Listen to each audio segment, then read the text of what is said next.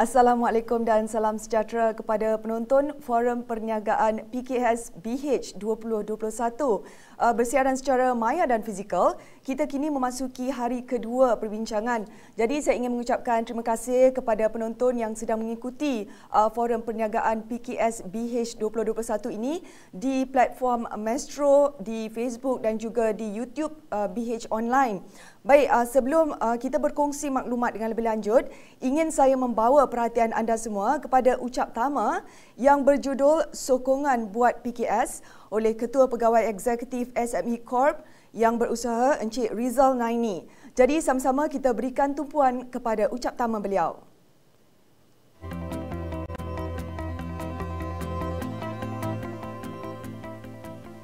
Bismillahirrahmanirrahim.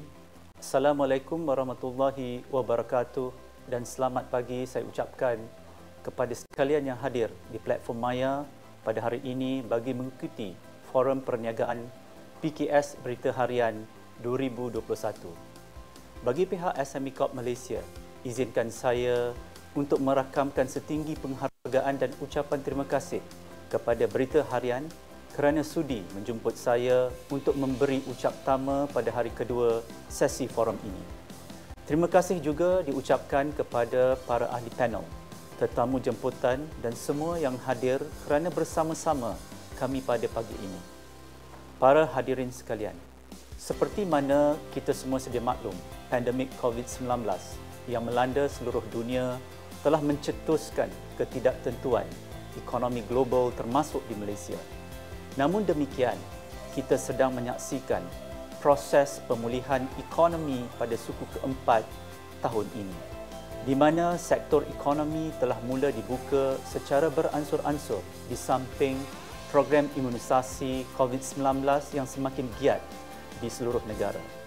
Alhamdulillah, kita telah berjaya mencapai 90% imuniti berkelompok dan dapat meneruskan usaha dalam pembangunan semula ekonomi pasca COVID-19.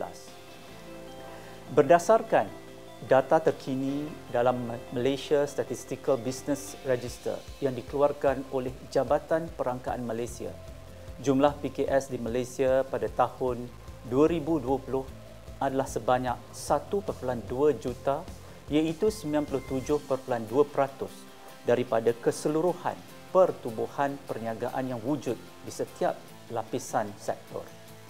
Pandemik COVID-19 telah menjejaskan ekonomi di seluruh dunia termasuk Malaysia dan memberi kesan yang ketara kepada kesejahteraan rakyat dan perniagaan.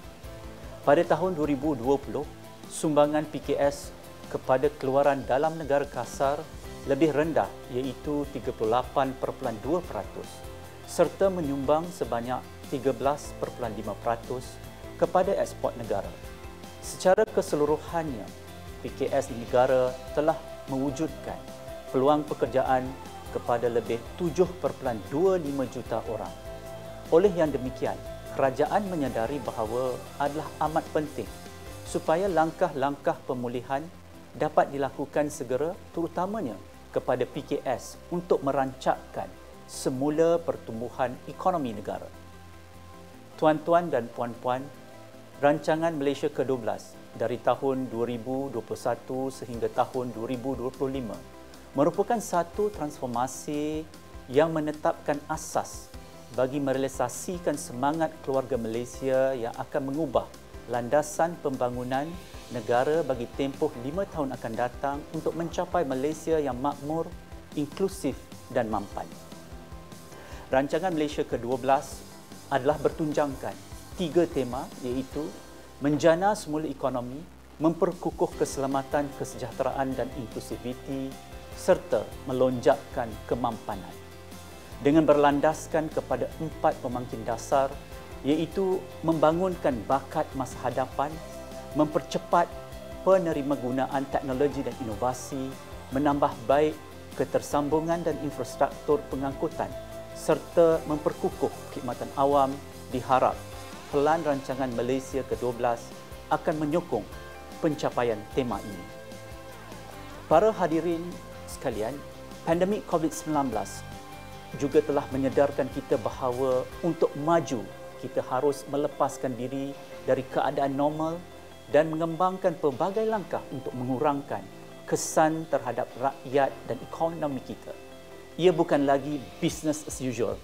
Inilah masanya untuk idea baru, inilah masanya untuk berinovasi dengan pembatasan penggerakan dan pertemuan manusia secara fizikal. Ianya menyebabkan masyarakat secara tidak langsung terpaksa menerima penggunaan aplikasi digital dalam kehidupan seharian, sekaligus mendorong peningkatan penggunaan teknologi maklumat. Walaupun pelbagai cabaran dan rintangan dihadapi oleh PKS, menariknya berdasarkan data Suruhanjaya Syarikat Malaysia sehingga 31 Oktober 2020, sebanyak 373,213 entiti telah mendaftar perniagaan mereka dengan SSN di bawah kategori atau kod bagi perniagaan dalam talian. Pendigitalan merupakan elemen penting bukan sahaja untuk memulihkan perniagaan, tetapi juga kepada mereka yang ingin memulakan perniagaan. Oleh itu, usahawan perlu mempunyai mind shift. Tidak boleh lagi mengambil sikap tunggu dan lihat.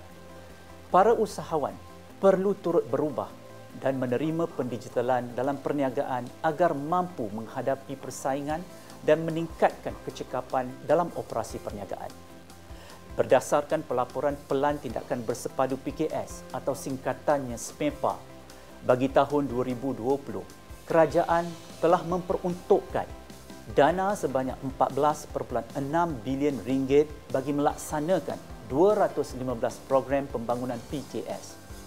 Program-program ini telah manfaat 996,694 usahawan dan PKS. Daripada jumlah tersebut, sebanyak 14 program yang dilaksanakan adalah berkaitan pendigitalan dan e-dagang oleh 8 kementerian dan agensi di bawahnya seperti berikut: Kementerian Pembangunan Usahawan dan Koperasi, Kementerian Komunikasi Multimedia, Kementerian Pembangunan Luar Bandar, Kementerian Belia dan Sukan, Kementerian Perdagangan Antarabangsa dan Industri, Kementerian Kewangan, Kementerian Pelancongan Seni dan Budaya, serta Ministry of International Trade and Industry, Industry Terminal and Entrepreneur Development Sarawak.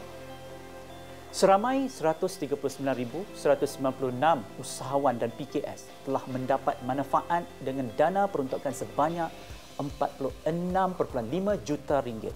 Daripada 14 program tersebut, 4 program menyediakan kemudahan bantuan kewangan sama ada dalam bentuk geran padanan atau pinjaman mudah, iaitu program Business Accelerator Program, Bumiputra Enterprise Enhancement Program, Micro Connector oleh Kementerian Pembangunan Usahawan dan Koperasi melalui agensinya SME Corp Malaysia, dan program Smart Automation Grant oleh Kementerian Perdagangan Antarabangsa dan Industri. Tuan-tuan dan puan-puan sekalian, Bank Negara Malaysia menganggarkan bahawa ekonomi Malaysia akan tumbuh dalam lingkungan 6.0 hingga 7.5% tahun ini. Pemulihan aktiviti domestik yang stabil ditambah dengan peningkatan permintaan luar akan menjadi faktor asas yang mendorong optimisme tersebut. Dalam usaha untuk melonjakkan status ekonomi negara, ekonomi digital akan memainkan peranan penting dengan sasaran sumbangan sebanyak 22.6% kepada KDNK negara pada tahun 2025. Agensi-agensi kerajaan yang berkaitan juga haruslah terus memberi kesedaran, latihan, sokongan dan bantuan yang diperlukan bagi mempercepatkan proses transformasi ini. SME Corp Malaysia akan terus komited di dalam memastikan kelangsungan PKS di masa yang mencabar ini dengan penganjuran pelbagai program, inisiatif dan aktiviti seperti Minggu PKS Kebangsaan 2021, Portal MyAssist MSME, Tunas Usahawan Belia Bumiputra dan sebagainya. Suka saya maklumkan di sini, SME Corp Malaysia akan menganjurkan acara pameran tahunan SMEDEX 2021 pada 1 hingga 23 Disember 2021 secara dalam talian bertemakan SMEs Revitalize. Program inisiatif dan aktiviti ini diharap dapat menjadi titik tolak bagi PKS untuk mengambil peluang menjalankan perniagaan secara dalam talian dan seterusnya melangkah ke dunia pendigitalan. Saya juga berharap agar PKS dapat berusaha untuk mendapatkan akses pasaran yang lebih luas dengan meneroka perniagaan melampaui sempadan di peringkat antarabangsa melalui MASHME. MASHME merupakan antara modul yang terdapat di dalam portal MyAssist MSME dan ianya memadankan syarikat PKS dengan syarikat multinasional iaitu MNC, syarikat-syarikat berkaitan kerajaan iaitu GLC, organisasi berkaitan kerajaan, pasaraya besar dan juga syarikat-syarikat terkemuka dari dalam dan luar negara secara lebih mudah dan cepat. MASHME telah berjaya memadankan 411 syarikat PKS dengan potensi jualan sebanyak 20.7 juta ringgit. Para hadirin sekalian, akhir kata, dengan menuju prospek yang lebih optimis pada tahun ini, diharap Forum Perniagaan PKS Berita Harian 2021 ini dapat merungkai permasalahan dan memperkukuh para PKS di luar sana. PKS, you are not alone. Sekian, wabillahi taufiq wal hidayah. Wassalamualaikum warahmatullahi wabarakatuh. Terima kasih.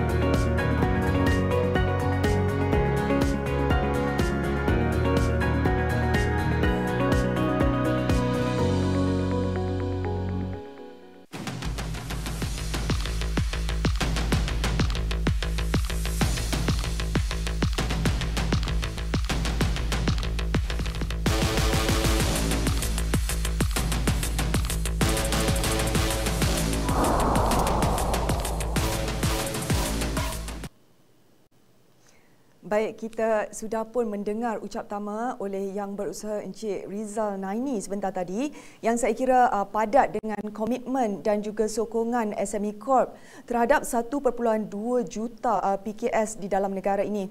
Jadi saya tertarik dengan inisiatif SME Corp bagi pasaran dalam dan luar negara, di antaranya pemadanan PKS atau MASHME seperti yang disebutkan oleh beliau tadi dengan syarikat-syarikat di tempatan dan juga multinasional. Dan satu lagi yang mencuri perhatian saya adalah acara pameran tahunan SMEDEX 2021 yang akan dianjurkan oleh SME Corp pada 1 hingga 23 Disember 2021 akan datang, yang saya kira adalah satu peluang kepada usahawan PKS di luar sana yang tidak harus dilepaskan, ya.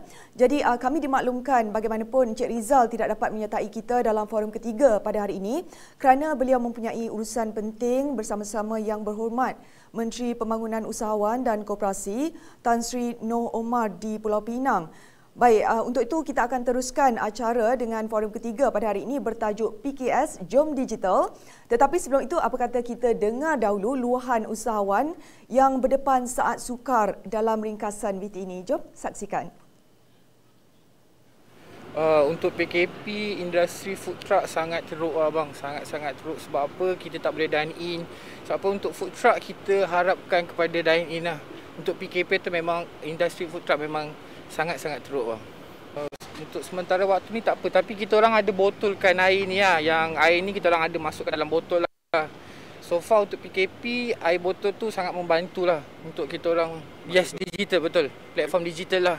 Daripada media sosial je lah bang, kita daripada situ je. So far, Alhamdulillah bang, kalau untuk yang botol tu, Alhamdulillah sebab apa kita boleh, customer yang jauh boleh minum lah. Macam kita orang customer yang luar KL, kita orang botolkan, so boleh orang boleh rasa lah air kita orang untuk yang luar KL punya. So sekarang ni memang more to digital lah bang kan. Sebab industri food truck pun agak slow sekarang. So untuk bangunkan balik kita kena more to digital platform lah bang. Kita dah jual online dalam 5 tahun. Tapi masuk GrabFood, Foodpanda macam tu lebih kurang 2 tahun lah.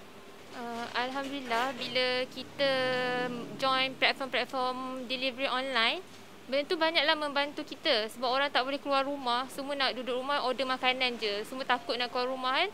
Benda tu waktu PKP, sale kita orang memang naik 2 kali ganda daripada biasa. Sebabkan platform-platform online ni.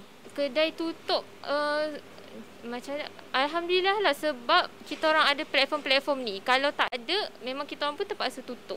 Setakat ni saya guna macam-macam platform yang ada, dekat Instagram, dekat TikTok, dekat Facebook, dekat WhatsApp, macam-macam ada sebenarnya. Semua tu free je sebenarnya. Okey, so sekarang ni terpulang pada cerita macam mana nak guna benda tu untuk ada ada pulangan. Kalau dulu saya gunakan TikTok akaun media sosial ni hanya untuk orang kata suka-suka je. Tapi sekarang saya tahu benda tu sebenarnya boleh buat income tau. Kita dengan cara yang betul dan kita mesti ada knowledge lah. So selepas ni selama masuk tahun kedua saya buat bisnes online ni, alhamdulillah lah. Alhamdulillah orang kata rezeki tu ada, saya cuba macam-macam benda ada. Saya fokus pada F&B lah, food kan. So marketing dia bukan sekat dia punya customer bukan sekat Lembah Kelang dia, tapi sebenarnya satu Malaysia, Sabah Sarawak pun saya hantar. Sekarang senang je, senang buat semua saya packaging, kita hantar kotak courier. Courier pun senang. Kalau sampai banyak kadang dia datang kat rumah ambil. Itu part senang lah. Lagi pun satu, kalau macam kita ambil dalam untuk courier, untuk postage sendiri, semua komputer, semua digital semua. Seperti rumah je, tanpa hantar. Pada dulu kita nak kena isi borang, menu dan apa semua kan. Itu yang kata pada zaman. Jadi benda tu sangat senang. So sekarang ni kalau macam orang customer nak beli pun, semua just message direct kat saya sama dekat Instagram ke, kat TikTok ke, kat WhatsApp je, senang, tak payah. Kita tak kenal dia pun tak apa.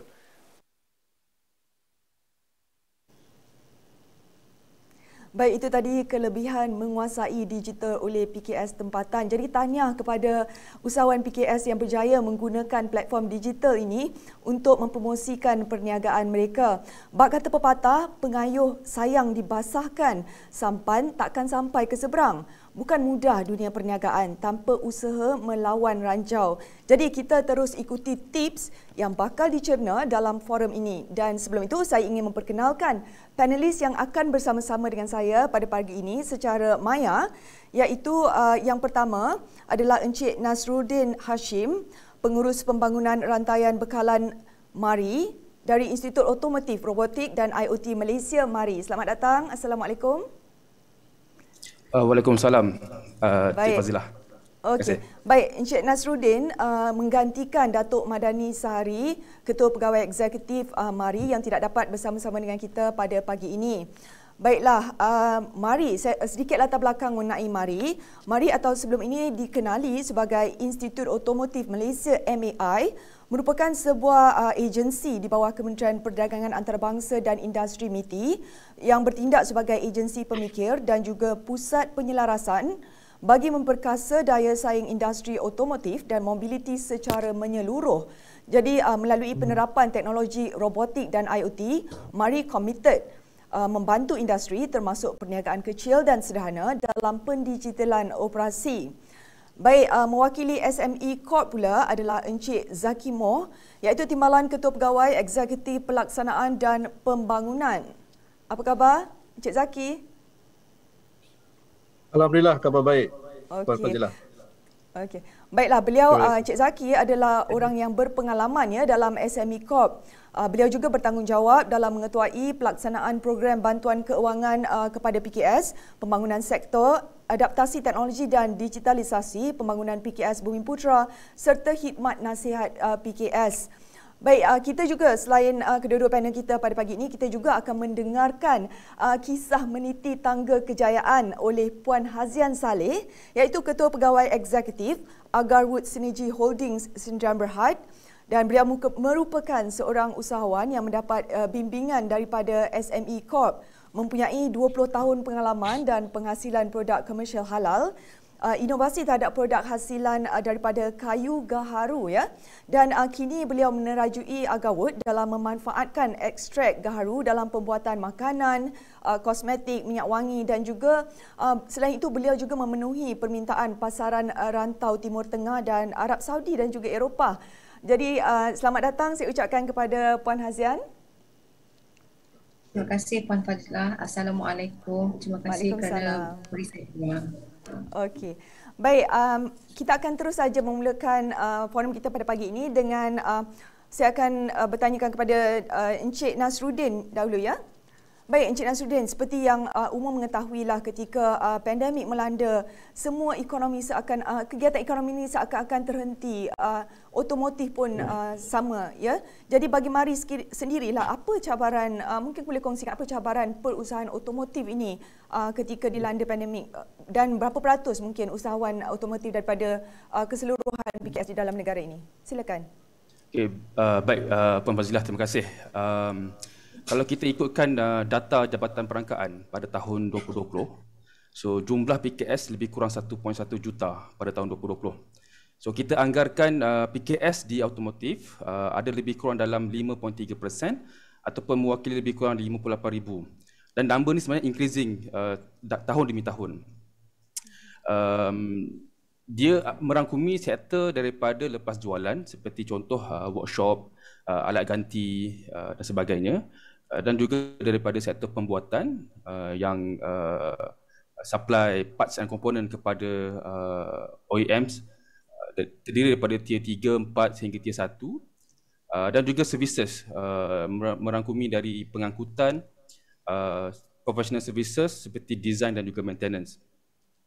Jadi secara umumnya kewangan PKS ni dia lebih rapuh disebabkan mereka ni kurang aset dan juga simpanan kewangan lah. Dan ini menyebabkan kadang-kadang produktiviti mereka juga rendah, mungkin disebabkan automation yang lebih rendah menyebabkan input ataupun output lebih rendah lah. Jadi bila COVID terjadi, MCO, so mereka lebih terasa impak dia. Jadi mari pun kita ada buat survey di mana lebih kurang 40% daripada mereka ni memang menghadapi masalah kewangan. Jadi antara sebabnya mereka struggle untuk serve the internal obligation. Contoh dia seperti nak bayar sewa bangunan, kilang, nak bayar gaji pekerja, bil air, bil elektrik dan sebagainya. Dan di antara mereka juga sebenarnya kita tanya, kalaulah MCO ni diangkat, mereka pun ada masalah untuk start balik operation. Sebab nak beli raw material dan sebagainya. Itu pun salah satu daripada masalah mereka. Dan lebih kurang 15% daripada mereka ni menghadapi kesukaran untuk sustain after 3 bulan. Sebab 3 bulan pun ada masalah. Jadi mereka memerlukan intervention financial lah untuk memastikan mereka survive. Jadi antara masalah lain menyebabkan MCO berlaku ni, menyebabkan dari segi pendapatan mereka berkurang, disebabkan juga oleh jualan kenderaan pun menurun. Kalau kita lihat statistik lebih kurang 96% jualan kenderaan menurun pada Jun 2021 jika dibandingkan dengan tahun sebelumnya. Jadi disebabkan itu ada setengah customer pun cuba nak memperbaiki cash flow mereka, so mereka akan sometimes akan ada delay some payment kepada supplier mereka. Ini menyebabkan SMEs ataupun PKS akan menghadapi lebih banyak masalah disebabkan cash flow yang kurang ni lah. Tahun 2021 juga, tahun 2020, tahun 2021 juga kita dapati kos operasi pun meningkat, terutamanya dari segi bahan mentah, plastik, besi keluli, aluminium, elektronik, dan ia diburukkan lagi dengan nilai ringgit yang melemah menyebabkan barang-barang material ataupun bahan mentah yang kita beli daripada luar negara ini menjadi lebih mahal. Selain itu, talent ataupun tenaga kerja mahir juga kurang di PKS. Of course kita kena faham bahawa talent ni sangat penting. Bila kita hadapi MCO, so kita perlukan talent yang lebih inovatif untuk kita harungi saat-saat seperti inilah. Jadi SMEs ni kadang dia kurang fund menyebabkan mereka ni jarang menghantar pekerja mereka untuk upskill dan sebagainya. Jadi ia menyebabkan adaptasi dari segi teknologi itu kurang di kalangan SMEs. Jadi apakah penyelesaian sebenarnya yang kita boleh rungkai sedikit adalah dengan adaptasi digital transformation lah. So dengan digital transformation ni, ia membantu PKS untuk lebih inovasi. Dia akan tambah baik dari segi connectivity mereka, jaringan perhubungan di antara pelanggan dan juga supplier mereka, dan ia membantu mereka melihat satu proses tu dengan lebih holistik. Disebabkan kita dapat di real time data dan juga single truth of data, itu sangat penting. Sebab apa? Data yang tepat sangat penting untuk membantu kita membuat keputusan dengan lebih cepat, tepat dan cepatlah. Baik. Okey. Baik, jadi okey, terima kasih Cik Zaki. Itu antara cabaran-cabaran yang dihadapi oleh industri otomotif lah, dan mereka perlu mengadaptasi ya dengan digital transformation atau digital transformasi ini. Baik, kita beralih kepada SME Corp pula bersama Cik Zaki ya. Cik Zaki, di badai pandemik yang dikatakan separuh daripada PKS iaitu 49% atau 580,000 PKS berisiko gulung tikar pada akhir tahun atau sehingga hari ini. Namun kerajaan sekarang telah membuka sektor ekonomi secara berperingkat sejak bulan lalu. Jadi mungkin Cik Zaki boleh kongsikan apa sebenarnya yang dihadapi oleh PKS ini, dan mungkin ada data terkini yang hendak dikongsikan oleh SME. Okey, bismillahirrahmanirrahim. Assalamualaikum warahmatullahi wabarakatuh. Terima kasih kepada Puan Fadilah dan Berita Harian atas peluang untuk SME Corp terlibat dalam sesi panel ni. Jadi dari segi apa yang berlaku, I think ramai yang dah tahu dari segi kesan dia kepada PKS di Malaysia, yang mana pandemik ni bukan sahaja PKS di Malaysia tetapi juga semualah syarikat di seluruh dunia ya. Dan apa yang kita dapati ya daripada survey yang kita laksanakan daripada mula-mula kita buat PKP ya, sehinggalah second round kita buat in July last year. On average, seperti mana yang dimaklumkan oleh Encik Nasruddin tadi, kebanyakan mereka menghadapi masalah cash flow dan juga penurunan jualan yang amat ketara. Jika dilihat dari segi dapatan kami ya pada permulaan PKP, hampir 95% PKS yang respon tu kita punya kaji selidik melaporkan bahawa significant drop in sale ataupun penurunan jualan yang amat ketara, 95%. Dan dari segi tapi yang menariknya yang kita dapati dari segi natijah daripada pandemik ini adalah peningkatan penggunaan teknologi ya, khususnya e-commerce dalam mengharumi pencabaran lah ya. Based on kita punya survey yang samalah ya. Kalau ikutkan as of 2019 35.3% ataupun 35.3% PKS ada online presence lah, maknanya mereka mempunyai website dan ada dalam kita punya all the social media semua tu ya. Tapi pada tahun 2021 yang terkini ni kita nampak peningkatan sebanyak 75.8% ya.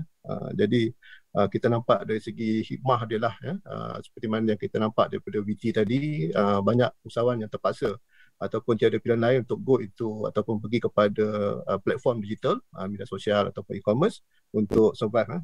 So kemudian dari segi e-commerce adoption ataupun adaptasi e-commerce, 2019 kita rekodkan 27.8%, tetapi 2021 peningkatan sebanyak 37.9% telah pun on board kepada e-commerce ya. Dari segi jualan pula yang di-generate ataupun dihasilkan daripada platform digital ni, kita juga nampak peningkatan lah. 2019 sebanyak 15% syarikat melaporkan 15% daripada jualan mereka datang daripada digital platform, dan pada 2021 peningkatan 20% lah and on average yang kita laporkan. Jadi di sini kita nampak jelas ya, pandemik ni walaupun dia mengakibatkan ramai syarikat yang gulung tikar, terpaksa tutup perniagaan, tetapi ada juga yang berjaya sebab mereka mengubah modaliti perniagaan mereka daripada on premise mereka pergi kepada platform digital ya. So selain daripada itu, seperti yang mana semua maklum, pihak kerajaan telah pun memperkenalkan pelbagai package stimulus ekonomi ya, yang mana bertujuan untuk membantu PKS bertahan dari segi cash flow, yang mana mereka boleh retain ataupun mengekalkan pekerja mereka melalui subsidi upah. Walaupun terdapat juga poket ataupun sebahagian kecil PKS ya yang masih tidak dapat mencapai ataupun akses kepada pakej-pakej tersebut ya. Dan SME Corp menyedari keadaan ini, kita pun ada menyediakan program khusus lah yang kita panggil SME Revitalization Fund, yang mana kita bekerjasama dengan MDF untuk menyediakan pembiayaan yang agak mudah dari segi keuntungan dia dan juga syarat-syaratnya ya, yang mana ia memfokuskan kepada apa yang kita panggil peminjam pertama ataupun first time borrower ya. Yang mana kalau ikutkan dari segi pakej-pakej ekonomi ini, kebanyakan bank mereka akan still mengikut saranan Bank Negara dari segi credit assessment ataupun penilaian kredit. Jadi syarikat-syarikat PKS khususnya mikro mungkin tidak dapat berpeluang untuk mendapatkan dana tersebut lah. Jadi dengan itu SME Corp melalui MDF turut memperkenalkan SME Revitalization Fund ni bagi memberi peluang kepada PKS mikro khususnya ataupun first time borrower untuk mendapatkan pinjaman yang lebih mudah dari segi kadar keuntungan cukup rendah 3% on monthly rest. Dan setakat ni kita terima sambutan yang amat baiklah dari segi permohonan dan insya-Allah kita akan perkembangkan lagi lah dari segi peluang yang ada untuk kita membantu PKS yang terkesan ni. So selain daripada itu, banyak juga program-program yang kita tambah baik dalam tempoh 2 tahun ni. SME Corp Malaysia selain daripada program-program yang dimaklumkan oleh Encik Rizal tadi dalam ucapan beliau, kita juga melihat kembali proses kerja dan juga syarat-syarat yang ada supaya ia dimudahkan sedangkan dalam keadaan PKS tidak boleh bergerak ya. Jadi syarat-syarat itu kita pemudahkan dan kita make sure supaya semua permohonan ni kita dapat nilai dan dapat membantulah PKS yang terkesan ni. So itu yang saya boleh kongsikan dulu untuk yang utama ni dari segi keadaan semasa PKS lah disebabkan pandemik. Saya rasa kebanyakannya mana-mana agensi pun dia akan dapati maklumat yang sama lah. Mereka sangat terkesan dan alhamdulillah kita dah nampak 2-3 bulan kebelakangan ni syarikat dah mula menunjukkan kata orang they got back to their feet lah, memulakan pembukaan semula perniagaan mereka. Dan di sinilah peranan SME Corp dan juga agensi lain untuk terus sambut mereka dan bantu untuk mereka dapat berdiri semula dan meneruskan perniagaan mereka. So itu saja Puan, terima kasih. Baik, terima kasih Cik Zaki. Jadi itu antara bantuan ataupun daripada SME Corp, SME Revitalization Fund ya. Jadi beralih kepada Puan Hazian pula dari Agawood. Saya ingin tanyakan, jika Encik Zaki sebentar, maafkan saya, Encik Nasruddin ya sebentar tadi ada berkongsi mengenai cabaran yang dihadapi oleh industri otomotif. Jadi bagi Puan Hazian pula, bagaimana pandemik ini memberi impak kepada Puan sebagai usahawan PKS, mungkin dalam lockdown sana sini di seluruh Malaysia. Jadi kan adakah ini memberi kesan kepada sumber pendapatan Puan? Silakan. Bismillahirrahmanirrahim. Terima kasih Berita Harian dan SME Corp, Puan Fazila. Okey, apabila pandemik melanda, bukan sahaja negara kita sahaja yang terkena impak. Seluruh dunia, semua golongan yang terkena impak akibat pandemik. Dunia seolah-olah terhenti seketika kerana kita semua tidak menduga ianya berlaku. Seluruh lockdown. So jadi pada awalnya berlaku pandemik, saya baru pulang daripada Dubai untuk trade exhibition di sana. Alhamdulillah kita berjaya berurusan niaga untuk menandatangani kontrak pembekal produk berasaskan gaharu bagi pasaran Timur Tengah. Dan apabila pandemik berlaku, kita kerugian juga atas urusan tersebut kerana akses sebelumnya kita lebih kepada fizikal. Dan ini yang menyebabkan kita mengubah haluan kita perniagaan kepada digital platform untuk lebih akses kepada dunia luar, perniagaan luar. So jadi itu yang kata memberi kesan kepada kita punya perniagaan yang mana daripada fizikal kepada platform. So jadi sebelum pada 2020 kita susun balik strategi bagaimana untuk menghadapi pandemik ni dengan membuat susunan terlebih kepada digital dan rebrand balik kepada untuk fixkan dengan dunia digital, transformasi daripada fizikal kepada digital. Alhamdulillah pada 2021 kita telah mula memasuki pasaran digital untuk platform antarabangsa di Hong Kong dan di China.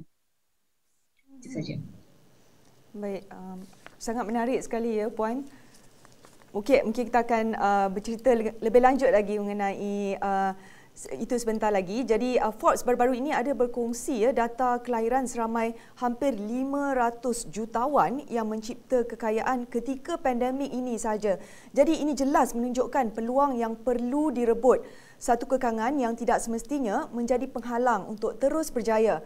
Jadi Encik Nasruddin melalui program transformasi bengkel WTP Mari telah berjaya membantu lebih 4,000 bengkel otomotif sejak tahun 2014. Jadi pasca pandemik, apa bantuan yang mereka perlukan dan mungkin boleh kongsikan dari segi bantuan aliran tunai ke ataupun ada bantuan-bantuan lain. Silakan. Okey, baik. Betul, sejak daripada 2014 lagi, kita telah menjalankan program Workshop Transformation Program, iaitu sebuah program bimbingan usahawan yang mana kita mensasarkan peningkatan jualan dan masa yang sama untuk menjana keuntungan. Di samping kita memastikan kelestarian perniagaan. Usahawan ini kita bimbing untuk kita pastikan bahawa perniagaan yang dijalankan adalah mengikut pengurusan perniagaan yang lebih tersusun ataupun structured. Sebab kita tahu bahawa pengusaha bengkel ini mereka sangat pakar dari segi teknikal, tapi lemah dari segi pengurusan kewangan ataupun syarikat lah. Jadi kita bantu dan bimbing mereka untuk menjadikan perniagaan mereka lebih tersusun. So ini termasuklah dari segi financial mereka, kita lihat balik dia punya financials, human resource, pengurusan inventory dan sebagainya. Jadi selain daripada itu,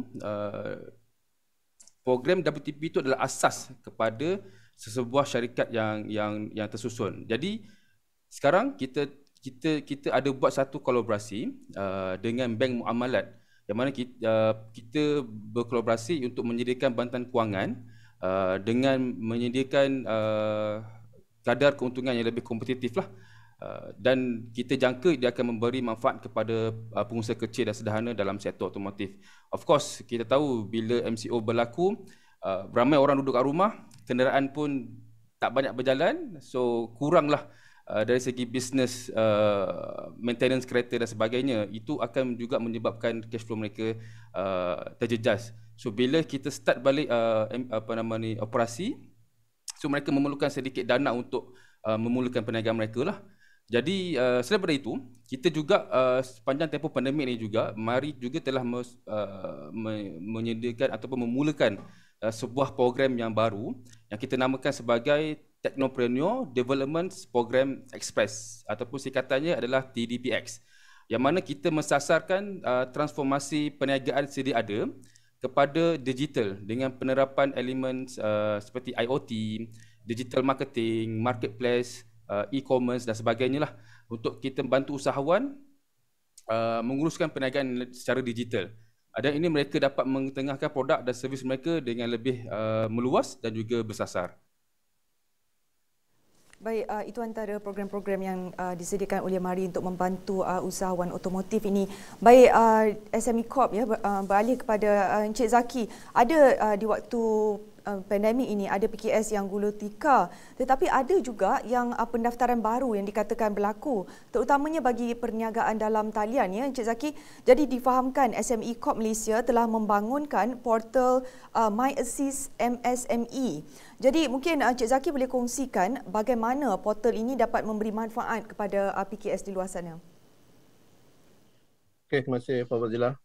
Okey, salah satu fungsi utama SME Corp Malaysia adalah memberi khidmat nasihat kepada PKS ya, membantu mereka meningkatkan perniagaan lah, khususnya dari segi capacity building. Jadi bila berlaku pandemik ni, ada PKP, so kita tidak dapat berjumpa secara bersemuka. Jadi ada kekangan lah untuk SME Corp terus memberikan perkhidmatan, dan at the same time dalam masa yang sama PKS juga menghadapi kesukaran untuk berhubung dengan pegawai SME Corp bagi mendapatkan khidmat nasihat, khususnya dalam mendapatkan bantuan serta geran yang ada lah. Okey, jadi berdasarkan pada masalah ini, SME Corp Malaysia telah pun membangunkan portal MyAssist MySMEs, MSMEs ya. So MSME, I think semua orang faham, it is stand untuk micro, small and medium enterprises. MyAssist ni actually is a platform itself lah ya. Jadi terdapat 6 modul utama dalam platform portal MyAssist MSME ni. Yang pertama adalah modul Meet Me ya. So modul Meet Me ni dia berdasarkan kepada online advisory lah ya. Kita dah tak boleh nak berjumpa secara bersemuka. Jadi kita sediakan modul Meet Me dalam MyAssist MSME ni untuk membolehkan PKS yang memerlukan khidmat nasihat untuk terus dapat melakukan perkara ini semasa pandemik berlangsung. Jadi modul Meet Me ni sangat mudah untuk diguna pakai. Macam kalau kita pengguna nak menempah tiket wayang secara online kan, jadi apa yang perlu PKS ni lakukan ya, dia masuk dalam platform MSME ni, berdaftar, kemudian pilih modul Meet Me ni, dan dia boleh memilih slot yang bersesuaian dengan masa mereka lah ya. Jadi di peringkat SME Corp pula, kita ada lebih kurang 120 kita punya kaunselor perniagaan ataupun business counselor, yang mana mereka ini akan buka slot ataupun masa yang mana mereka boleh memberikan khidmat nasihat dalam modul Meet Me ni.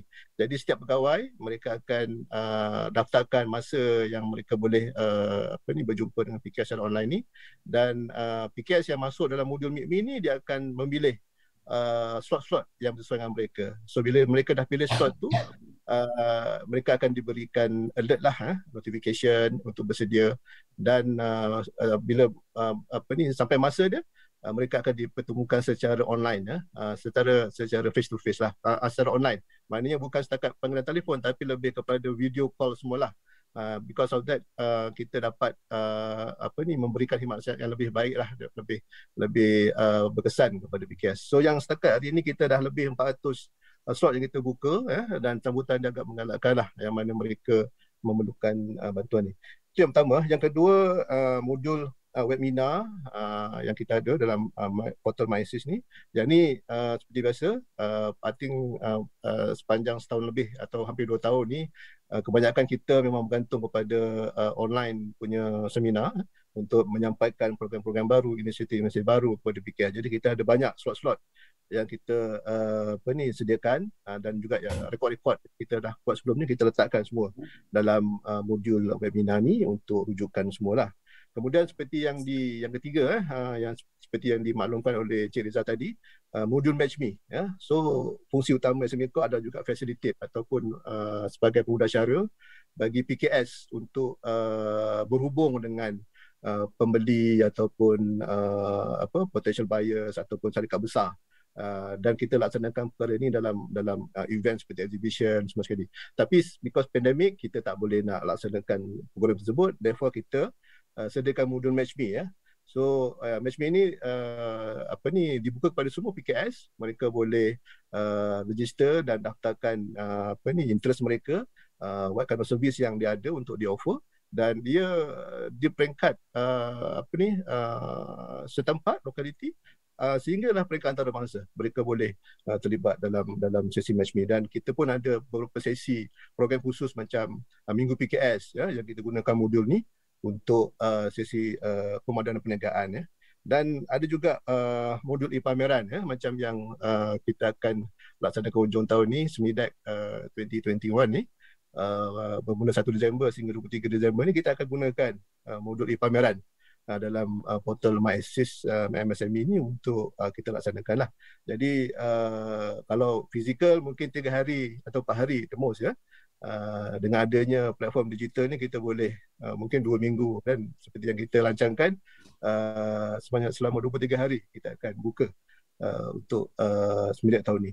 Ada juga kita punya modul seperti e-dagang yang mana kita linkkan kepada platform-platform sedia ada seperti Warungku, kita punya local players yang menyediakan perkhidmatan delivery dan juga modul untuk merchant. Dan selain daripada itu ada juga modul yang menyeraikan semua program-program yang dilaksanakan oleh kerajaan, agensi kerajaan. So ada reference center kat situ untuk pihak PKS membuat rujukan bantuan terkini yang sesuai untuk mereka lah. Jadi secara keseluruhannya ada 6 modul-modul utama yang kita sediakan dalam portal MyAssist MySME, dan alhamdulillah kita dah hampir ada 50,000 pengunjung dan lebih 1,000 lebih pengguna yang berdaftar yang menggunakan modul MyAssist ni. Dan insyaAllah kita akan sentiasa perbaiki, tambah baik. Saya rasa walaupun dah ada pembukaan ekonomi, masyarakat dah mula bergerak, tapi kita akan kita yakin platform ni akan jadi pilihan utama sebab it's already kata orang new normal, normal baru yang mana PKS lebih selesa untuk berhubung dengan Semicorp dan juga institusi lain melalui online. So kita akan terus tambah baik dan insyaAllah platform ni akan jadi platform rujukan utama oleh PKS dalam masa akan datang. Itu saja, terima kasih. Terima kasih Cik Zaki. Itu tadi sedikit penerangan mengenai portal MyAssist MSME ni yang dapat membantu macam one stop center lah ya, untuk membantu usahawan-usahawan PKS mendapatkan semua maklumat, bantuan dan sebagainya. Jadi Puan Hazian ya, berniaga ni selain kita mencari rezeki untuk diri sendiri, kita juga dapat memberi peluang rezeki kepada orang lain juga. Jadi mungkin Puan Hazian boleh kongsikan strategi dalam yang Puan lakukan dalam memanfaatkan teknologi digital ketika ini, Puan Hazian. Terima kasih Puan Fazila. Sebelum tu saya nak ucapkan terima kasih pada Encik Zaki SMEcorp sebab saya pun baru register untuk MyAssist. Dan alhamdulillah memang portal yang sangat-sangat berguna untuk usahawan sebab semua information yang kita perlukan tu memang ada di situlah. Memang sangat membantu. Sebab kita dah macam saya dekat JB, jadi urusan banyak di Kuala Lumpur apa semua. Jadi bila kita ada kekangan untuk rentas negeri apa semua, information tu kita perlu walaupun kita boleh access dengan kata state, tapi ada info yang perlu kita refer pada baik pada kata pihak HQ. Jadi bila ada kata portal MyAssist ni memang banyak membantu dan kita nampak informasi daripada pelbagai agensi yang kita boleh guna pakai untuk kita membuat penambahbaikan dalam kata masa pandemik ni lah untuk kita bangunkan balik. And then apa yang kata kerajaan bagi dan bantu untuk usahawan-usahawan yang terkesan dengan pandemik ni. Okey, alhamdulillah kata kerajaan kerajaan Malaysia banyak kata membantu dan secara agresif cuba menaikkan taraf kata pencicilan untuk kegunaan pihak kata PKS, usahawan-usahawan kecil dengan menyediakan banyak peluang platform untuk pendigitalan. Okey, bagi pihak Agawud telah menerokai digital kata dunia digital ini sejak 3 tahun yang lepas. Sejak pandemik berlaku, kita beransur-ansur tukar kepada kata fizikal dan lebih kepada virtual, di mana kita kata dalam landscape pengurusan perniagaan kami telah merubah dengan menggunakan pakai teknologi digital sepenuhnya. Pertama dalam pengurusan perniagaan, bila kita work from home ni banyak menggunakan platform digital. Jadi kita menggunakan Office Central Management untuk staff access file-file yang penting kat mana, maksudnya walaupun bekerja di dalam kata suasana di luar pejabat. So jadi untuk keduanya, untuk pengurusan produk, stok keluar masuk dalam talian secara setempat yang kita gunakan dalam pengurusan sale and marketing, production dapat pantau dengan lebih mudah lagi lah. Sebelum ni walaupun kita kena pergi gudang, kena pergi production untuk cek stok-stok semua tu secara fizikal, tapi bila kita gunakan sistem yang central ni, kita dah tahu dah dalam kita punya stok ada berapa. Jadi kita cuma minta update daripada kilang untuk akses masuk dalam digital platform kita lah.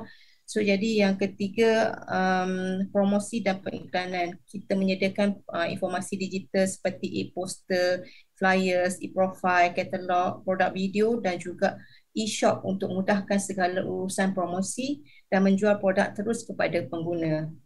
Alhamdulillah, setelah teknologi digital ini diguna pakai, pihak syarikat telah berjaya mengikat kontrak selama 5 tahun untuk membekal produk F&B bersama syarikat Dubai untuk pasaran ke-14 negara Middle East dan Eropah.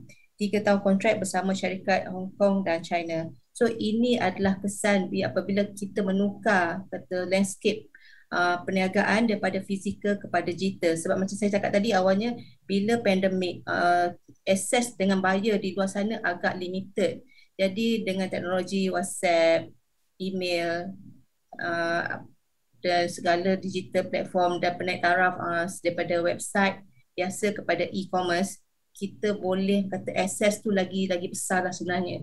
So jadi buyer pun tak perlu nak datang ke jumpa dan kita pun tak payah nak pergi jumpa buyer untuk secara fizikal. So jadi video conference, WhatsApp, call dah boleh. Alhamdulillah, that's yang kita cuba yang kita achieve lah lepas kita tukar pada fizikal kepada digital platform. Baik, menarik sekali ya Puan Hazian. Tahniah kepada Puan Hazian di atas perkongsian itu, bagaimana beliau memanfaatkan teknologi digital ini untuk memperkembangkan lagi perniagaan beliau. Dan untuk mereka yang baru saja ya mengikuti forum perniagaan PKS BH 2021, bersama-sama saya kini ialah Encik Nasruddin bin Hashim, iaitu pengurus pembangunan rantaian bekalan Mari, Encik Zaki Mo, Timbalan Ketua Pegawai Eksekutif Pelaksanaan dan Pembangunan SME Corp, dan juga Ketua Pegawai Eksekutif Aga Wood Synergy Holding Sdn Bhd Puan Hazan Saleh. Baik, kita akan teruskan perbincangan dengan Encik Nasruddin ya dari Mari. Baik, Encik Nasruddin, seiring dengan penubuhan Mari membantu industri otomotif ini, mungkin Encik Nasruddin boleh jelaskan kepada pengusaha PKS otomotif terutamanya mengenai program-program yang disediakan Mari, seperti yang Encik Nasruddin kongsikan tadi ya, Technopreneur Development Program TDP, ada Mari Lean Production System dan sebagainya. Ada banyak lagi program-program, jadi termasuk aplikasi yang membabitkan kenderaan. Jadi sayangnya jika usahawan PKS ini tidak menggarap peluang yang ada. Jadi apa pandangan Encik Nasruddin?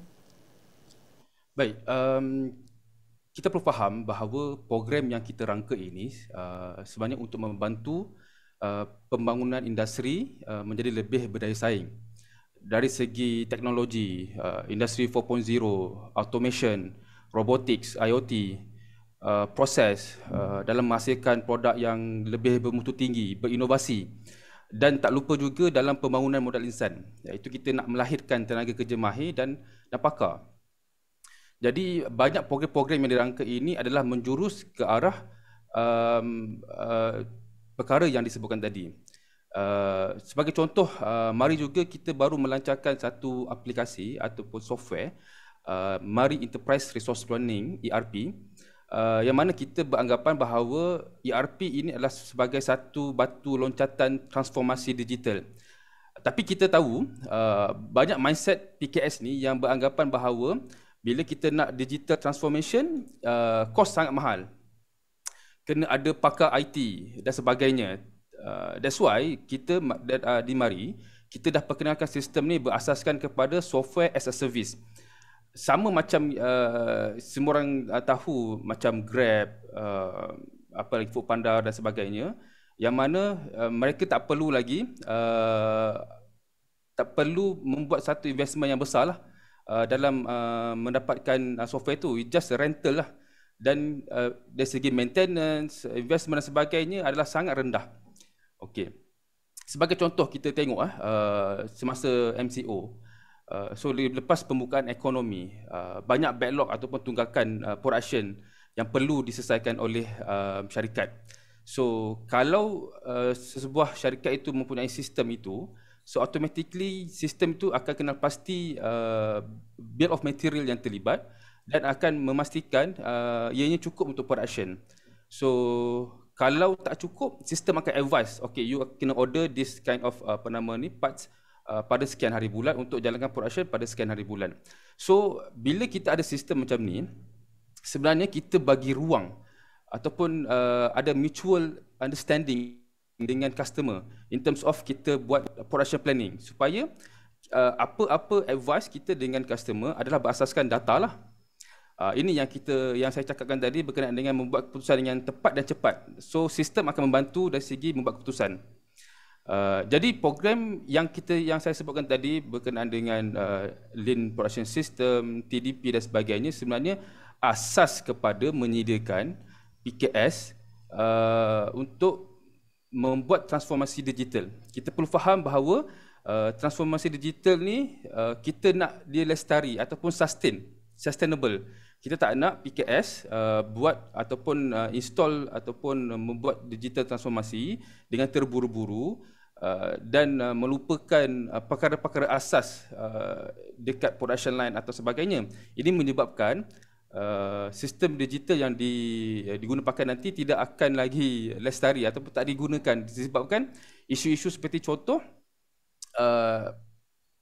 untuk buat planning production, dia memerlukan knowledge asas lah, how you nak segregate the production plan based on order yang you ada dan sebagainya. Jadi program-program yang tadi menyediakan basic ataupun asas. So bila kita buat digital transformation menggunakan ERP dan sebagainya, sistem itu akan suit with kita punya current culture ataupun activity. Jadi sebenarnya kita terbuka kepada mana-mana PKS otomotif untuk berhubung dengan Mari jika terdapat sebarang cadangan ataupun memerlukan bantuan.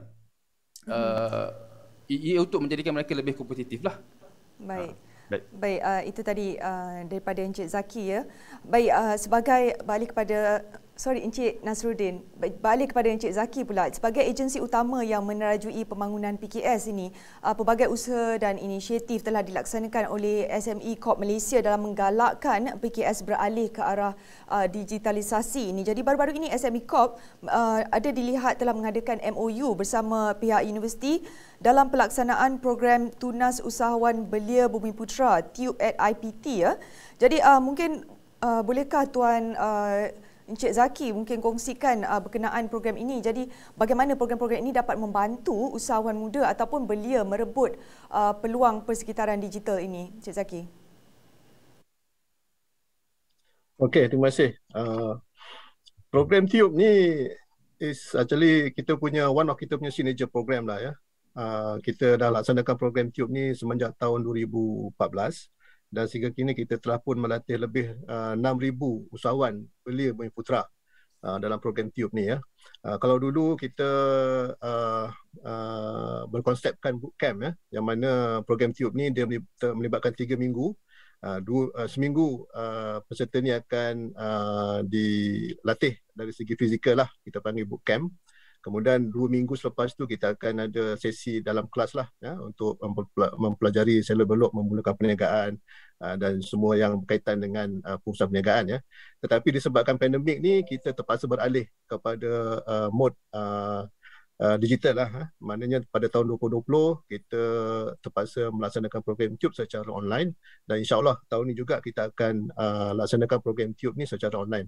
Cumanya tahun ni kita ada juga memfokuskan kepada graduan yang bakal menamatkan pengajian mereka, yang mana kita tahu dalam keadaan ekonomi yang baru nak memulih ni, mungkin peluang pekerjaan yang ada agak terhad ya. Sebab during pandemik pun kita dapat laporan ramai ya pekerja-pekerja yang dibuang kerja. Jadi peluang pekerjaan itu sendiri amat terhad dalam konteks kita mendepani pandemik, dan juga mungkin perubahan model perniagaan yang lebih bersifat digital dan mungkin tidak memerlukan guna tenaga yang tinggi ya.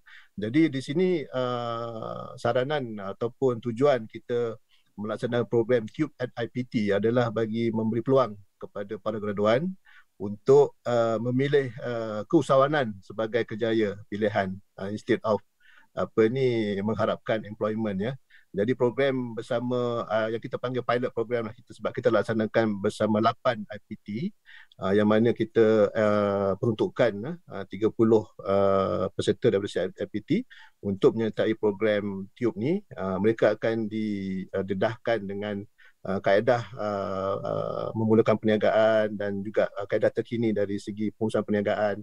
Walaupun mereka mungkin daripada fakulti perniagaan ataupun different faculty di universiti, tapi mungkin apa yang kita tawarkan di sini adalah lebih kepada kaedah bagaimana nak mendepani keadaan semasa ini dari segi cabaran pandemiknya untuk memulakan perniagaan, menerapkan lebih banyak elemen-elemen digitalisasi, dan yang penting sekali bagaimana kita nak dapatkan bantuan yang disediakan oleh kerajaan, seperti yang dimaklumkan oleh Encik Rizal tadi, pelbagai bantuan.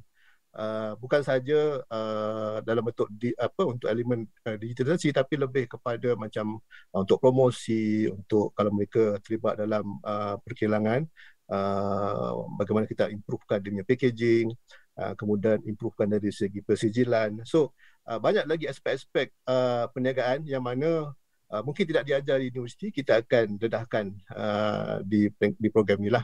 Jadi insyaAllah untuk tahun ni kita akan laksanakan hujung bulan ni, dan selain daripada graduan, kita juga buka kepada belia-belia berputra yang lain lah. Kita ada target seramai 600 belia usahawan baru yang kita akan latih melalui program TUBE tahun ni, dan insyaAllah mereka ni akan dapat menyumbang lah kepada setidaknya kepada jualan ataupun mereka sendiri sebagai usahawan, dan insyaAllah kita punya target sebenarnya untuk mereka create new employment dan juga sales ataupun jualan dari perniagaan yang mereka akan jalankan. Dan insyaAllah bukan sekat pelatihan, yang menariknya TUBE ni sebenarnya selepas mereka habis latihan, mereka akan dianugerahkan lah geran sebanyak RM15,000 setiap seorang untuk memulakan perniagaan berdasarkan kepada mereka punya plan lah. Because dalam tempoh latihan tu, di hujung sesi latihan tu, mereka perlu menyediakan plan perniagaan mereka berdasarkan pada business canvas yang mereka sediakan lah. Jadi dana permulaan sebanyak RM15,000 ni sebenarnya kita terus bagi. Maknanya tak adalah kita nak ada banyak sangat dia punya dokumentasi ataupun syarat-syarat dia. As long as dia menepati syarat asas, lengkap dalam mengikuti sesi latihan secara online ni untuk tempoh 7 hari, dan mereka dah daftar perniagaan mereka dan ada akaun semasa, dan kita akan terus disburse RM15,000. So mereka boleh terus memulakan perniagaan mereka. Dan yang menariknya juga dalam tempoh setahun, peserta TUBE ni akan dipantau oleh kita punya kaunselor perniagaan. Jadi ini mungkin yang something yang agak unik lah di SME Corp bila kita laksanakan TUBE ni, yang mana kita akan pastikan syarikat ni benar-benar menggunakan dana permulaan tu untuk menjalankan perniagaan yang seperti yang dirancang. Dan mungkin yang paling penting adalah apa yang dirancang mungkin tak sama dengan apa yang berlaku. Jadi di sini peranan business counselor ataupun peserta perniagaan ini untuk membimbing untuk terus memberikan bantuan, bimbingan, mungkin kena buat adjustment, sedikit perubahan berkenaan dengan perancangan mereka supaya mereka terus dapat continue perniagaan mereka dan menggunakan dana yang ada ni secara berkesan. So itu saja untuk program TUBE ni. Baik, Encik Zakir. Itu dia program Tunas Usahawan Belia Bumi Putra TUBE at IPT bagi membantu usahawan-usahawan muda di luar sana. Baik, seperti yang umum mengetahui, telekomunikasi ini sangat penting terutamanya pada masa kini. Jadi kita ingin mengetahui Puan Hazian sebagai pengusaha PKS, ingin mengetahui bagaimana Puan Hazian menggunakan sepenuhnya, atau mungkin ada cara lain yang Puan Hazian gunakan bagi pelanggan membuat pesanan, gerbang pembayaran, penghantaran dan sebagainya. Tetapi sebelum itu Puan Hazian, kita akan berehat seketika dan kita akan sambung kembali perbincangan selepas ini. Jangan ke mana-mana.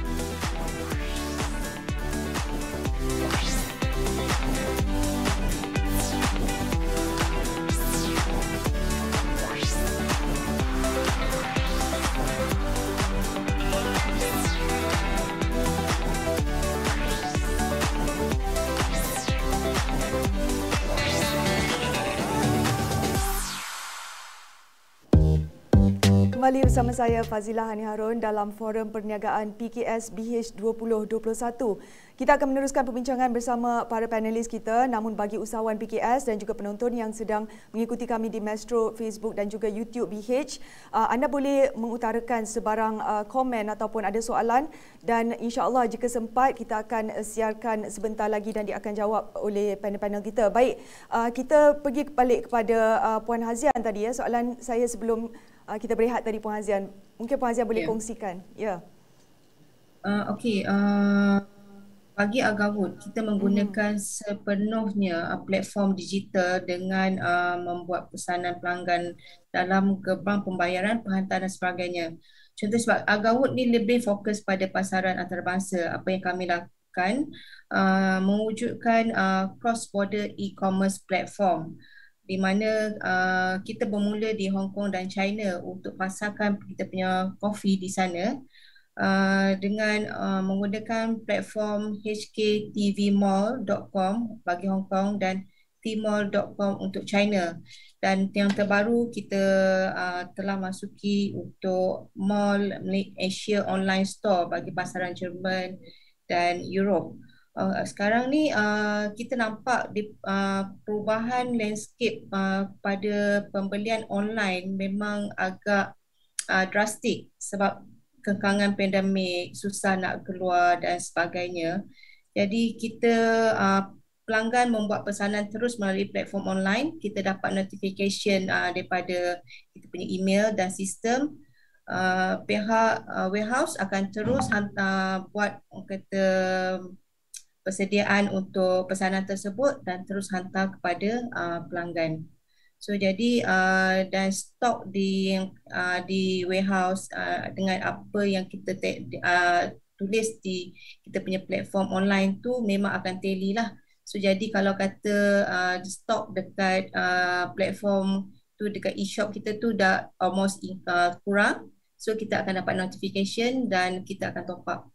So jadi pembayaran pun sama juga, kita menggunakan dalam platform yang sama. Pelanggan bayar, kita dapat notification, terus order dan hantar. Amat mudah. Baik, itu tadi Puan Hazian sangat menggunakan teknologi digital ini untuk perniagaan beliau. Baik, Encik Nasruddin ya, bercakap mengenai penguasaan bidang teknologi moden revolusi industri 4.0 ini oleh golongan muda dan juga penggemar otomotif. Banyak program yang mungkin akan disediakan selepas ini, selepas fasa pandemik ini. Jadi mungkin mari ada tak mengambil pelajar-pelajar dalam latihan yang disediakan? Ya, sudah tentu. Sebelum saya kupas lebih kepada program itu, kita lihat sejak pandemik ini, gig ekonomi ini menjadi lebih rancak lah. Seperti tengok macam Grab, Foodpanda dan sebagainya. Dan sebenarnya, kita nak lihat lebih daripada itu sebenarnya. Especially gig ekonomi sebenarnya mampu menjadi platform yang lumayan sebenarnya untuk golongan muda. Tapi mereka perlu ada skill set yang diperlukan oleh industri. So kita bercakap mengenai anak muda yang mempunyai kepakaran mungkin dalam reka bentuk, penggunaan software ataupun simulasi software yang dapat sebenarnya membantu PKS ni. Sebab macam yang saya cakap tadi, PKS tidak ada pakar ataupun tenaga kerja mahir dari segi IT. Sebenarnya gig ekonomi dapat menampung kekurangan ataupun gap yang dibuat oleh industri. So inilah sebenarnya value added gig ekonomi yang kita nak lihat masa kini. Berbalik kepada program yang kita sediakan, betul kita banyak menyediakan program-program untuk lepasan sekolah. So kita menyediakan program yang menawarkan sijil yang diiktiraf oleh badan internasional dan juga latihan yang disediakan adalah berdasarkan keperluan semasa oleh industri. Di mana program ini kita berikan pendanaan asas kepada remaja dan ataupun lepasan sekolah, dan seterusnya kita tempatkan mereka ke sektor yang berkaitan. Contoh program yang kita ada seperti Industry Lead Professional Certificate Program IPC, yang mana kita menyediakan tenaga kerja tempatan dan kita tempatkan ke sektor syarikat automotif yang berkaitan. Kita juga ada seperti contoh Digital Engineering Prototyping Certification Program. Ini kita latih engineer dan kita certified diorang dengan sijil antarabangsa. Kita juga ada program seperti Employability dan Retraining Local Talent Program, reskilling, re-employment dan juga graduate apprentice. Semua program-program ni sebenarnya kita rancang supaya dapat memenuhi gap dekat industri sebenarnya. Baik, projek kepada Encik Zaki ya. Proses digitalisasi ini terus dipergiat kerajaan dengan penumpuan terhadap pembangunan ekonomi digital bagi merancakkan pertumbuhan ekonomi negara pasca COVID-19 ini. Malah pelbagai inisiatif pendigitalan telah diperkenalkan oleh kerajaan. Jadi bagaimana PKS boleh memanfaatkan ruang ini untuk menjana pendapatan dan seterusnya menyumbang kepada pemulihan ekonomi, Encik Zaki? Okey, terima kasih Puan Fazila. Sebagaimana yang dimaklumkan oleh Encik Rizal tadi dalam ucap tamu beliau, tahun lepas saja kita ada 290 program yang dikhususkan kepada PKS, yang mana 14 daripada program tersebut mengkhususkan kepada pendigitalan yang dilaksanakan oleh 8 kementerian. Jadi untuk tahun ni kita ada juga program yang lebih kurang sama yang terus dilaksanakan oleh kementerian tersebut, dan apa yang saya nak fokuskan di sini adalah PKS, khususnya PKS Micro. Mereka boleh mendapatkan bantuan dan peluang yang ada ni untuk terus membantu mereka dari segi pendigitalan. Kalau ikut dari segi penyediaan ekonomi dan juga menyumbang kepada pemulihan ni, kita memainkan peranan dari segi facilitate mungkin macam Puan Hazian tadi dah ada perancangan sendiri dan telah pun experience ataupun merasai dari segi penggunaan platform digital ni. Jadi apa yang pihak kerajaan akan terus bantu adalah untuk terus encourage menggalakkan penggunaan teknologi ini. Dan di SME Corp sendiri kita ada pelbagai program yang kita boleh ataupun PKS boleh capai dari segi facilitation. Contohnya program Micro Connector yang khusus kepada kategori mikro. Dalam program ni kita ada bekerjasama dengan 18 yang kita panggil delivery partner. Daripada 18 delivery partner ni, 11 daripada mereka mengkhususkan kepada aktiviti ataupun program pendigitalan. Jadi PKS yang ataupun PKS Micro yang memerlukan bantuan dari segi onboarding, sama ada untuk e-commerce, sama ada untuk payment solution, untuk macam yang berkaitan dengan stock management, apa yang dimaklumkan oleh Encik Nasruddin tadi, mereka boleh terus berhubung dengan SME Corp ataupun merujuk kepada laman web SME Corp mereka dan laman web SME Corp dan pilih delivery partner atau program mana yang sesuai. Contact numbers our delivery partners tu semua ada dalam laman web kita. Dan sebenarnya dari segi cost, of course Encik Nasruddin pun ada mention persepsi di kalangan PKS kita khususnya mikro, mereka merasakan bahawa onboarding kepada digital platform ni mungkin ada kos sendirilah, termasuklah kena ada staff khusus untuk pantau dan juga menguruskan platform ni. Tapi sebenarnya dah banyak solution providers yang ada di luar sana yang menyediakan apa yang kita panggil bite size solution, yang simple dan affordable, murah. Mungkin model yang Encik Nasruddin mention tadi dalam bentuk subscription, sewaan ni lebih sesuai untuk PKS Micro. Dan solution-solution yang kita tawarkan melalui our delivery partner ni, kita bantu sehingga 90% daripada kos dia. Contohnya kalau katalah platform tu kos dia dalam RM1,000 untuk payment dan juga modul-modul yang lain, PKS Micro ni cuma perlu bayar 10% saja daripada kos tersebut. Selain itu ditanggung oleh SME Corp melalui program Micro Connector.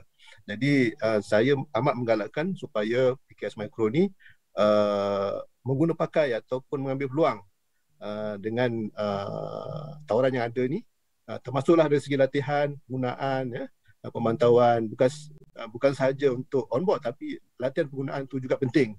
Bagaimana PKS Micro ni dapat maximize platform yang ada ni lah. Untuk syarikat yang lebih besar, mungkin yang lebih sesuai ni, kita ada juga program yang ditawarkan oleh MDEC. Saya percaya sesi-sesi bersama MDEC ada juga kongsikan SME ataupun Business Digitalization Fund ni 50% matching grant sehingga RM5,000.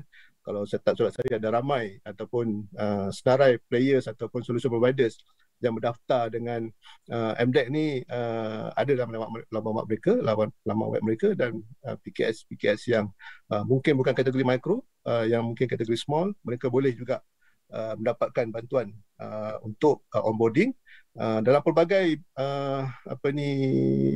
bidang, sama ada digital marketing, payroll, point of sales, e-commerce ataupun remote worker yang boleh yang ditawarkan oleh solution providers yang berdaftar dengan MEMDET dalam program Business Digitalisation Grant ni.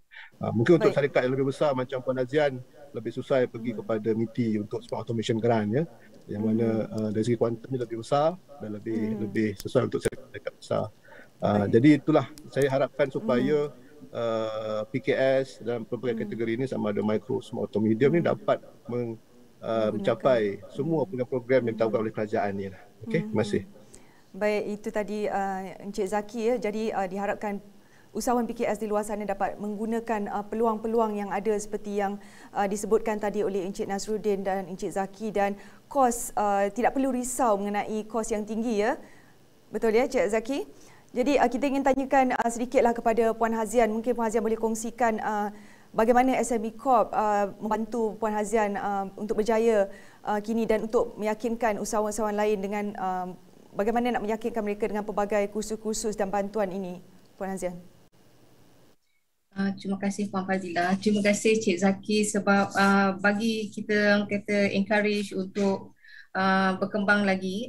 InsyaAllah saya akan cuba tengok dengan pihak MITI pula lepas ni, sebab kita nampak memang melalui platform MyAssist tu memang saya nampak banyak sangat peluang-peluang yang perlu usahawan Grab untuk mengambil fasiliti daripada kerajaan dengan mudah lah, sebab information semua ada kat situ. Cuma sekarang ni terpulang pada usahawan tu sendiri untuk menggunakan platform tersebut untuk maju ke depan. Kalau rebut peluang tu tak direbut dengan sebaiknya, susahlah sebab memang dah ada depan mata. Cuma sekarang ni kita cuma ambil information apa yang ada dan susun strategi macam mana kita nak bergerak selanjutnya. Sebab dengan pandemik ni macam kita tahulah, kita tak mungkin akan habis dalam masa yang singkat. Mungkin akan lagi 2-3 tahun kita akan masuk pada endemik dan sebagainya. Jadi norm baru tu dalam perniagaan tu memang kita dah kena adjust dah. Banyak benda yang sebelum ni kita boleh buat, kita tak boleh buat. Jadi apa yang saya boleh kongsi dengan usahawan di luar sana, dengan bantuan daripada SME Corp, dengan pihak agensi yang lain, banyak peluang yang kita boleh ambil untuk kita terus maju. Contohnya dengan teknologi digital, dengan platform online yang sedia ada, yang disediakan oleh kerajaan sekarang ni, insya-Allah kita boleh bergerak. Macam tadi Puan Fazila kata ramai jutawan dalam masa pandemik ni. Betul, saya tak nafikan, memang ramai. Kita nampak dengan penggunaan Instagram, TikTok, Facebook, semua platform online ni memang dah very common pada generasi kita. Even anak-anak kecil pun kalau tak ada tak boleh pegang handphone tu, memang tak sah lah. Memang satu hari tu memang nak kena pegang juga. Nak kena tengok TV, nak online, Facebook dan sebagainya. Jadi itu platform yang kita nampak memang yang perlu kita ambil lah. Perlu diambil peluang. Baik, yes. Jadi usahawan-usahawan di PKS luar sana perlu menggunakan peluang yang ada yang terbentang luas ini ya. Jadi saya pasti ramai yang teruja untuk bangkit semula dan mahu menjadi peniaga daripada kupasan berdasarkan perkongsian dan kupasan daripada panelis kita pada hari ini. Jadi kita telah sampai mungkin ke hujung rancangan, ada beberapa minit lagi. Secara ringkasnya mungkin ada kesimpulan daripada ketiga-tiga panel kita.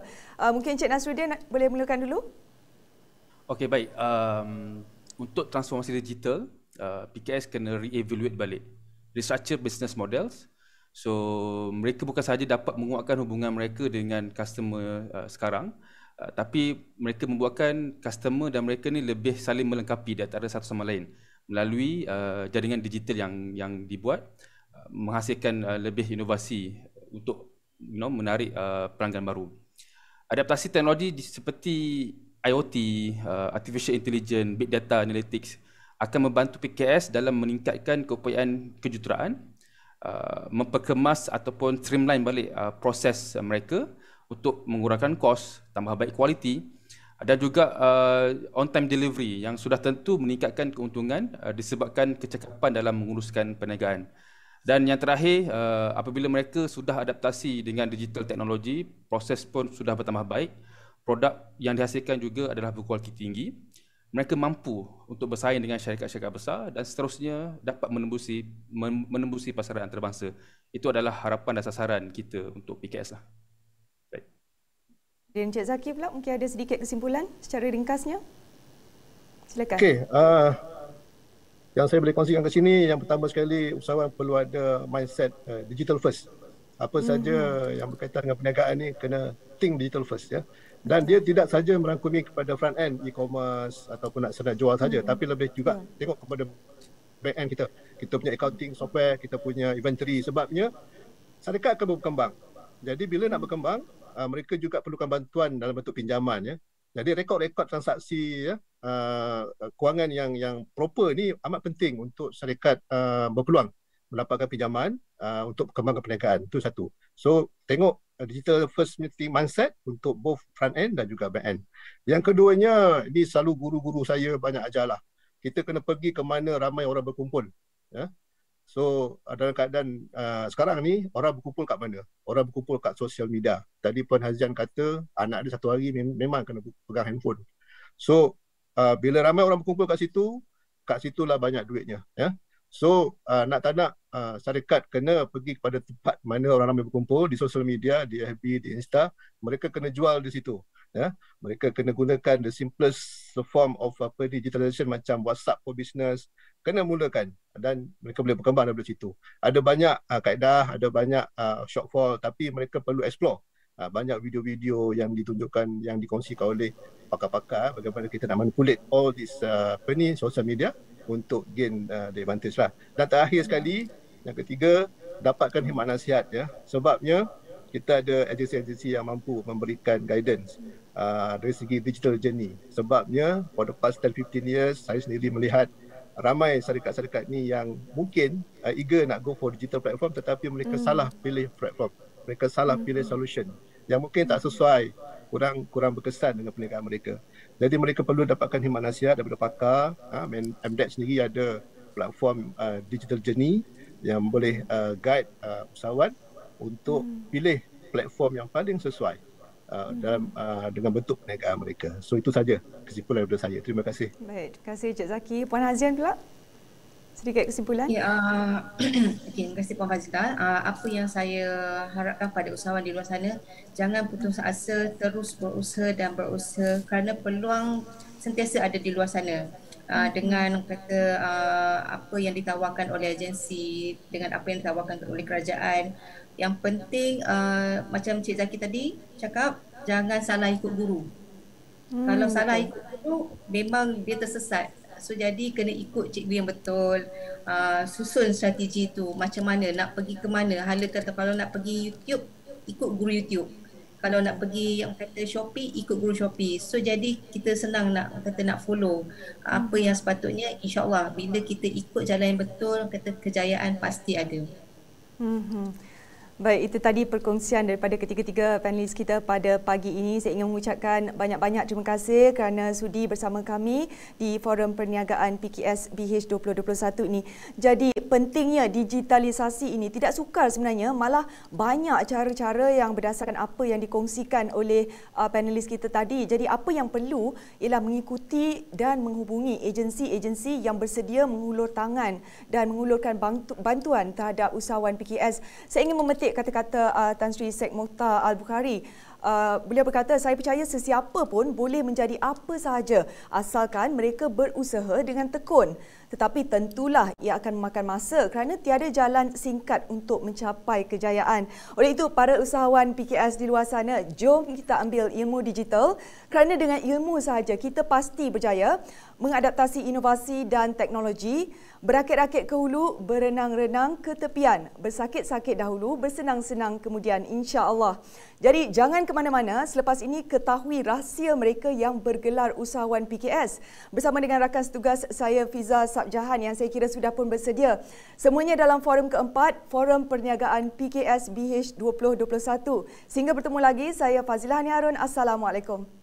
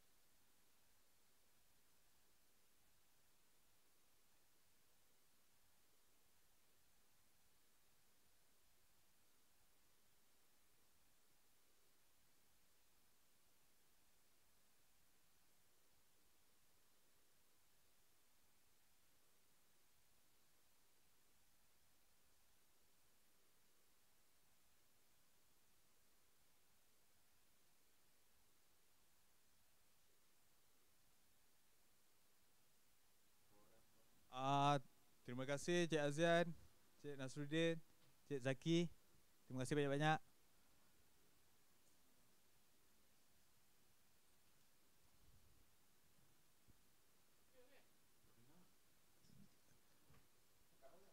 Kita dah end. Terima kasih semua. Terima kasih Cik Zaki. Terima kasih Cik Nasruddin. Terima kasih Cik Azian.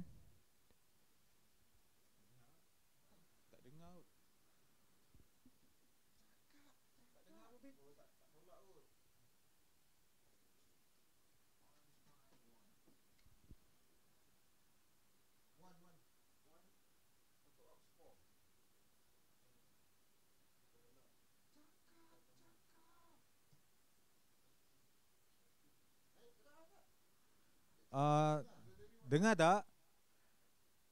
Cik Zaki, Cik Nasruddin, Cik Azian, Puan Azian dengar tu?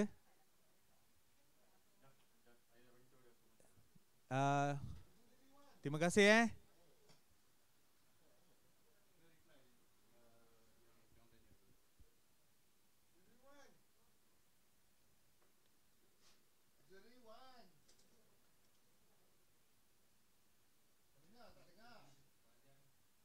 terima kasih. Terima kasih semua Puan Azian, Tuan Zaki, Tuan Nasruddin, terima kasih.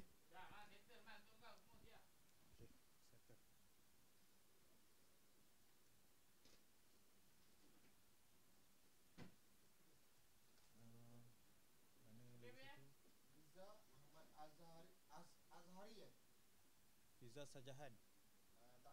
Oh, panelis. Sekejap tolong masukkan Zoom 4.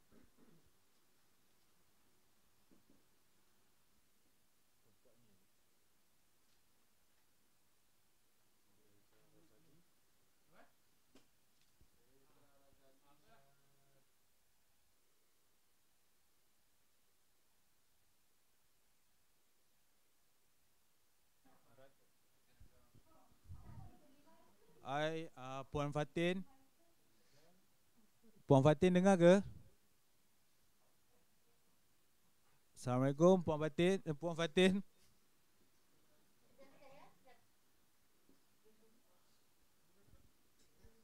Tes. Tes 1 2 3. Testing 1 2 3.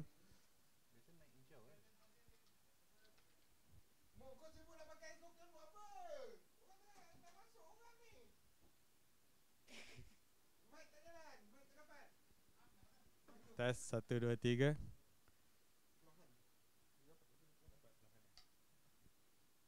Tak naik tinggi ke? Nak kena naik tinggi.